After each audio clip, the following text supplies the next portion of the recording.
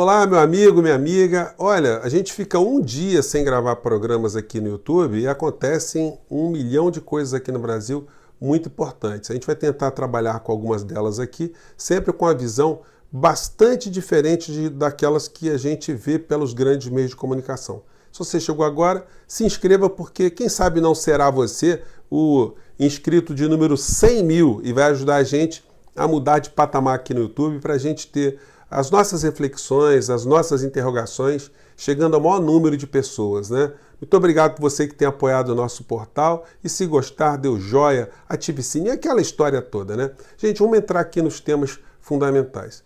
Em primeiro lugar, quem acompanha aqui o portal vê que a gente tem uma postura crítica aos grandes meios de comunicação que operam no sentido de manter o povo brasileiro num total estado de alienação, de emburrecimento, de letargia, de marasmo, de imobilismo. É aquilo que Ulisses Guimarães, né, um político das antigas, né, que muita gente, os jovens não sabem quem é, ele dizia que o Brasil tinha uma massa amorfa, que era justamente essas pessoas que só se manifestavam mesmo na época das eleições e na hora do voto ainda não tinham muita noção do que estavam fazendo, né? E isso tudo é possível porque o Brasil é um país sem escola, sem educação, sem cultura e sem informação. E aí os meios de comunicação têm uma grande responsabilidade no meio desse processo todo, porque eles têm uma missão constitucional, gente, segundo o artigo 221 aqui da nossa Constituição, não vai dar para vocês verem, eu acho, diz que a produção e a programação das emissoras de rádio e televisão atenderão aos seguintes princípios. Não é quando esse texto está dizendo que as rádios e as televisões atenderão aos seguintes princípios, não é que vão atender princípios se tiverem afim, vão atender para quebrar o galho. Não, a Constituição determina que esses meios cumpram essa função dentro de obediência de princípios, que são, no inciso 1º, preferência a finalidades educativas, artísticas, culturais e informativas. Eu pergunto a você, as televisões brasileiras têm feito isso? Um Big Brother da vida, ou um reality show, A Casa da Fazenda, ou o programa que tinha o Pânico, eles cumprem algumas dessas funções? Então, gente, os meios de comunicação eles têm uma função absolutamente programada de fazer com que a maior parte do povo brasileiro não tenha acesso a debate sobre as questões mais importantes. Eles poderiam fazer isso, mas eles preferem ganhar muito dinheiro com programas absolutamente imbecilizantes. A gente não teve debates, nem uma horazinha, nem um espaço reservado sobre a reforma da Previdência, que é uma coisa muito importante do Brasil, que teve que se fazer uma reforma na Constituição para isso, reforma trabalhista, reforma administrativa, a venda das empresas brasileiras, a privatização de grandes empresas brasileiras, agora ataque a servidores públicos, isso tudo não é colocado ao debate. São apresentadas as visões dos empresários, as visões dos grandes meios de comunicação, a visão dos políticos alinhados com os grandes meios de comunicação, os entrevistados alinhados com os grandes meios de comunicação, e aí a gente tem bombardeio por todos os organismos. Porque, por exemplo, uma emissora como a Rede Globo, ela não cuida só da Rede Globo, ela tem tentáculos em todas as áreas do conhecimento, do entretenimento. O futebol, quem tem o controle do futebol majoritariamente é a Rede Globo. O carnaval, quem tem o controle da transmissão, de tudo aquilo que rola, as semanas que esse assunto mobiliza o povo brasileiro, é a Rede Globo de televisão, majoritariamente. A teledramaturgia, as revistas, Revista Época, jornais populares, rádios AMs, rádios FMs, coligadas no Brasil inteiro. Então, é uma máquina extremamente poderosa. Ainda tem cinema, tem a som livre. É um negócio avassalador. E tudo isso é utilizado em descumprimento à Constituição Federal. O presidente da República diz que tem briga com esse pessoal aí e que gostaria de fazer alguma coisa para diminuir esse poder, né? A conferir. É necessário que o presidente tenha, abraçando essa tese, 2/5 dos deputados federais. Será que ele já teria esse número? Bom, eu sei que a bancada evangélica, se bobear, está chegando por aí. Bom, então os meios de comunicação cumprem essa função. A gente está vendo agora um negócio curioso. Teve o assassinato, o extermínio, a queima de arquivo desse miliciano lá na Bahia. Eu percebi que a Rede Record e a TV Bandeirantes, por exemplo, simplesmente ignoraram esse assunto. Não tocaram nesse assunto, porque esse assunto resvalava ou resvala politicamente na reputação e na estabilidade do governo do presidente Bolsonaro e seus auxiliares, vamos dizer assim. A Rede Globo de televisão, para tentar manter algum tipo de credibilidade, fez uma matéria que foi muito contundente, mas ela não foi muito aprofundada nem muito abrangente. É como se eles estivessem mordendo e assoprando ao mesmo tempo para mostrar, olha, estamos aqui, estamos de olho, estamos sabendo.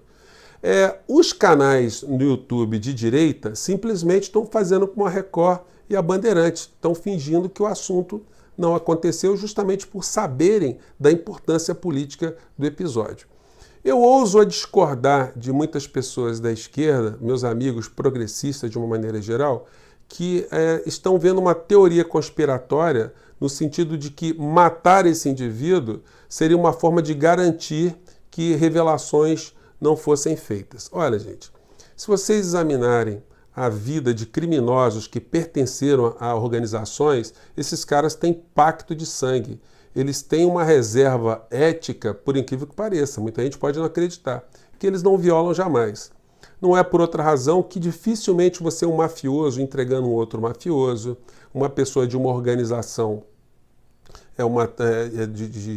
como Estado Islâmico, Al-Qaeda, uma coisa assim qualquer, um cara desse entregar os seus companheiros, a máfia russa, a máfia chinesa, a máfia croata, a máfia boliviana, os cartéis de narcotráfico no mundo inteiro.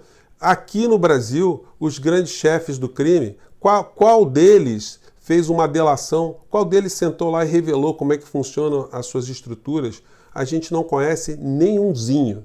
E olha que eles pegam penas de 200, 300 anos e eles não abrem o bico. Só quem faz algum tipo de delação são criminosos de colarinho branco. Eles não têm escrúpulos, não têm reserva ética, não têm reserva moral, não têm companheirismo com os outros criminosos, então eles querem se livrar. E tem um horror a baratas, a ratos, a ambientes insalubres, a outros pobres presos junto com ele. Então esses caras fazem qualquer coisa, eles são capazes de trair a mãe, o pai, o Espírito Santo, qualquer coisa para se livrarem disso. Não é o caso desse tipo de criminoso que acabou sendo morto lá na Bahia. Isso pode ter sido muito mais uma falta de preparo profissional para lidar com aquela questão do que qualquer outra coisa. Bom, a gente vai saber disso nos próximos capítulos. De qualquer maneira, foram encontrados 13 celulares com ele, e esses 13 celulares, que podem ter memórias recuperadas, podem dizer muito mais do que ele se estivesse vivo. Talvez ele até pudesse atrapalhar muito mais. Então, algumas revelações poderão surgir da apreensão desse material todo. Então vamos aguardar, mas o que achei muito bizarro foram os youtubers de direita falarem de guitarra, falarem de Oscar, falaram de um monte de coisa, mas não falaram desse episódio muito importante. Só para dar nome aos bois, eu pesquisei o youtuber do Vista Pátria, Alan dos Santos, Terça Livre, Brasil Sem Medo, Paula Marisa, Nando Moura, Canal do Ferreira, Bernardo Custer, Diego Rox, Daniel Lopes e o Padre Ricardo. Todo mundo zen. Ninguém está sabendo de nada, ninguém está envolvido com nada. E, gente, aí o negócio é complicado porque é o seguinte, o Flávio Bolsonaro, senador, ele é um quanto mais homenageador de pessoas envolvidas com algum tipo de acusação a processo criminal pesado. A explicação para isso é a seguinte, ele como é deputado há muito tempo, ele nunca imaginou, ninguém nunca imaginou que o pai dele pudesse ser candidato à presidência da República um dia e pudesse vencer. Isso era uma piada. Então, eles se davam ao desplante, né, de organizarem as suas vidas políticas para o lado que eles queriam, e não acontecia nada, porque os deputados têm imunidade, eles estavam sempre fora do foco, né? O Brasil era bem diferente no nível na qualidade das investigações, nos acontecimentos que se desdobraram no Brasil nas últimas nas últimas 2 décadas, né?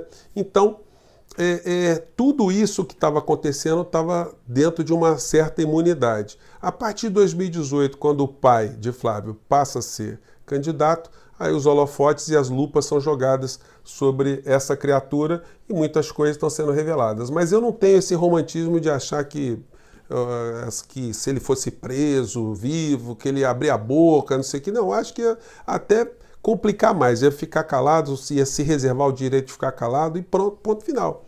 Não ia dizer nada com nenhum tipo de pressão, tá certo? Eu acho até o contrário, a gente poderia estar se sentindo pressionado pelo universo ao qual ele pertenceu, né? Isso aí eu coloco para vocês para refletirem.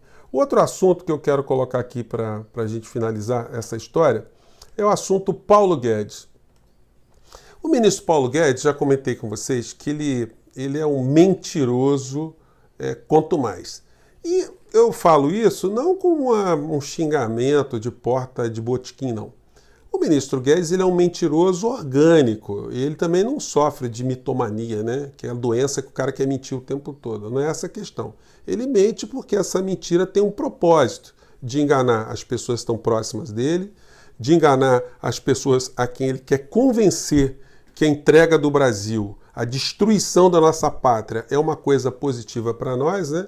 E ele acaba mentindo para dar subsídios às suas narrativas. Eu já comentei com vocês que ele mente sobre fatos históricos, ele mente sobre pensadores de alguns filósofos, ele mente sobre a estrutura econômica de algumas nações, ele mente sobre o passado dele, ele mente sobre uma série de coisas. E um homem que mente dessa forma, ele acaba às vezes mentindo ou agredindo e tendo que pedir desculpas. Eu fui pesquisar agora o pedido de desculpas do ministro Guedes, aí vi que ele pediu já desculpas à mulher do Macron, porque disse que ela era feia, pediu desculpas aos deputados porque bateu boca com os deputados lá no Congresso, pediu desculpas porque disse que quem destrói o meio ambiente são os pobres, coisas desse gênero assim, né? Então, e as pessoas continuam a passar pano, a dar uma lustrada na cara de madeira do nosso querido ministro, né? E alguns sites como esse aqui, o folhapolitica.org, o tempo todo eles ficam colocando o ministro Guedes num pedestal elevadíssimo. Paulo Guedes mitou, Paulo Guedes impressionou, Paulo Guedes deixou as pessoas de boca aberta. Nesse aqui, Paulo Guedes é intensamente aplaudido e por aí vai. E o Paulo Guedes falou essa grosseria contra os servidores públicos, que não foi um fato isolado, porque ele falou já contra aposentado, contra servidor isso, contra servidor aquilo, contra empresa estatal, contra... Enfim, toda a narrativa que ele faz não é da cabeça dele. Ele é apenas um papagaio, um louro José bem invernizado, porque ele reproduz aqui para o Brasil todo o receituário do Fundo Monetário Internacional, que eu já coloquei para vocês algumas vezes, que é difícil de pesquisar, mas aqui no Portal do José eu sempre coloco. E aí o ministro fala um monte de aberrações, mas tem os seus puxa-sacos, né? É difícil estar falando isso de uma pessoa que trabalha no mesmo ambiente que eu trabalho também, mas essa é a verdade. O ministro fez essa aberração e não foi fora de contexto. Ele diz, não, a imprensa tirou de contexto. Não foi fora de contexto, que eu vi toda a fala do ministro Guedes e ele chamou os funcionários públicos, servidores públicos, de parasitas. Logo ele, que é filho de uma servidora pública. Se eu fosse a mãe do Paulo Guedes estivesse vivo, eu dava-lhe uma vassourada na cabeça. Ele é filho de servidora pública e de um vendedor de material escolar. E hoje ele é um milionário, né? É um homem que conseguiu sair da pobreza, mas ele parece ter muita raiva de pobre, né? Parece que ele quer se vingar de alguma maneira. E disseram ou comentaram os seus puxa-sacos sobre essa agressão que ele fez aos servidores públicos. Vamos ver. E já essas distorções no futuro. Augusto Nunes, às vezes o Paulo Guedes usa uma palavra mais forte, uma expressão mais forte, que causa uma tremenda polêmica, mas você acha que o que ele quis dizer, existe alguma razão? Como é que é? Corretíssimo. Eu tenho parentes que são funcionários públicos, e aí que concordo inteiramente com isso. E aí é o seguinte, né, gente? E agora como é que vai fazer o senhor Augusto Nunes? Agora que o ministro Guedes está pedindo perdão de pé junto, né? Implorando que não foi isso que ele quis dizer. O Augusto Nunes e o outro aqui, o Moura Brasil. vão fazer um programa também. Olha, o ministro Guedes pediu desculpa, agora querendo pedir desculpa também junto com o Paulo Guedes. Gente, é ridículo, patético, mas isso é o sinal de como funcionam os meios de comunicação no Brasil. Os grandes, como é que funcionam os seus vassalos, os seus puxa-sacos, nos pequenos, e como é que funcionam os alienados e os interessados economicamente na internet. Gente, eu fico por aqui, mande suas críticas e sugestões e vamos embora, que agora estamos chegando a 100 mil. Vamos continuar jogando nossos temas aí para sua reflexão, tá bom? Até o próximo vídeo. Tchau!